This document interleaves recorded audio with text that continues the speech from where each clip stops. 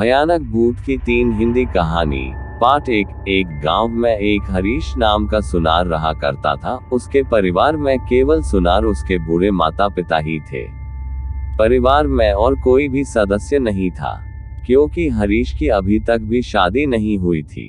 सुनार बहुत ही मेहनती था और उसने कभी भी किसी का बुरा नहीं चाहा था, बट उसकी जिंदगी में कभी कोई ऐसा भी मोड़ आएगा, ये कभी भी हरीश ने नहीं सोचा था।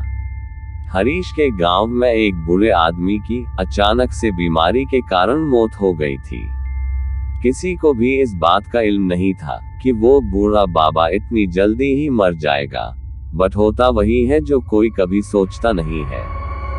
दोस्तों, इससे पहले कहानी सुनाओ, आपसे हाथ जोड़कर निवेदन है, प्लीज मेरे चैनल को सब्सक्राइब कर दो। दोस्तों, आपका कुछ नहीं जाएगा अगर आप मेरा चैनल सब्सक्राइब और वीडियो को लाइक कर देते हो। किसी गरीब इंसान का भला ही हो जाएगा। दिसंबर का महीना था और सर्द रात में ठंडी ठंडी हवा चल रही थी। हरीश के पिता की आधी रात में अचानक से तबीयत बहुत ही ज्यादा खराब हो गई थी, जिस कारण से उसे रात में उसी वक्त डॉक्टर के पास जाना पड़ा था। डॉक्टर गांव से करीब 3 किलोमीटर दूर रहता था और उसके पास जाने का कोई खास साधन भी नहीं था, तो वो अपनी साइकिल से डॉक्टर को बुलाने के लिए चल दिए था। रास्ते की सर्द हवा उसके शरीर को चीरते हुए जा रही थी, बट वो इतनी ठंड की परवाह किए बिना ही अपने पिता के लिए डॉक्टर को लेने जा रहा था।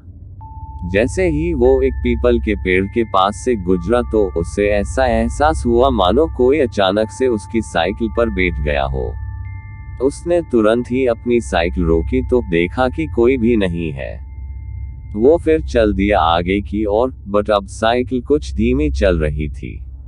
उसे वजन लग रहा था, पर उसके पीछे तो कोई भी नहीं था। उसे कुछ भी समझ में नहीं आ रहा था कि अचानक से कुछ दूर चलते ही साइकिल का पिछला टायर फट गया और हरीश की साइकिल वहीं पर रुक गई आधे रास्ते पर। अब वो ये सोचने लग गया कि क्या किया जाए। ये आगे जा नहीं सकती और पैदल मैं डॉक्टर को ला नहीं सकता। इसी बात में उसे आधा घंटा हो चुका था उस पीपल के पेड़ के पास खड़े हुए। उसने अब साइकिल को ऐसे ही घसीटते हुए आगे की ओर बढ़ने की सोची और चल दिया, बट अब भी वही वजन उसे लग रहा था साइकिल पर, जो कि टायर फटने से पहले भी था। उसने साइकिल को एकदम से सड़क पर गिरा दिया और तभी एक आवाज आई, तुमने मुझे गिरा है, अब मैं तुम्हें जिंदा नहीं छोड़ूंगा। हरीश डर गया, भला ये कौन बोल रहा है। वो भयानक भूत एकदम से हरीश के सामने प्रतीत हो गया और हरीश डर के मारे सड़क पर ही गिर गया। हरीश ने कहा, तुम कौन हो? वो बोला, मैं वही बाबा का भूत हूँ जो पिछले महीने ही मरा था। तुम मुझसे क्या चाहते हो? हरीश ने पूछा। भूत बोला, मैं तुम्हारे पिताजी को बहुत चाहता था और उसे भी अपने साथ ले जाने के लिए आया हूँ, और तुम उसे ठीक करने के लिए डॉक्टर के पास जा रहे हो। मैं ऐसा कभी भी होने नहीं दूंगा।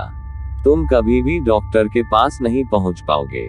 मैंने उसकी बात को नजरअंदाज करते हुए डॉक्टर के पास जाने लगा कि तभी वो अचानक से गायब हो गया। जब मैं डॉक्टर को लेकर वापस अपने गांव आया और उसके बाद डॉक्टर ने दवाई दी और पिताजी ठीक हो गए थे, मैंने हार नहीं मानी थी और उस भूत पर कोई ध्यान नहीं दिया। जीवन में कुछ ऐसी बातें भी होती है जिनसे दूर होकर हमें काम करना होता है। वो हमें रोकती है, बट हमें ध्यान नहीं देना चाहिए। अगर वह आपके जीवन में बदलाव करके आपको कमजोर कर रही है तो हमें उनके बारे में नहीं सोचना चाहिए और आगे बढ़ना चाहिए। दोस्तों, अगर आपको कहानी अच्छी लगी हो तो चैनल को सब्सक्राइब करें और वीडियो को लाइक और शेयर करें। Thanks for watching.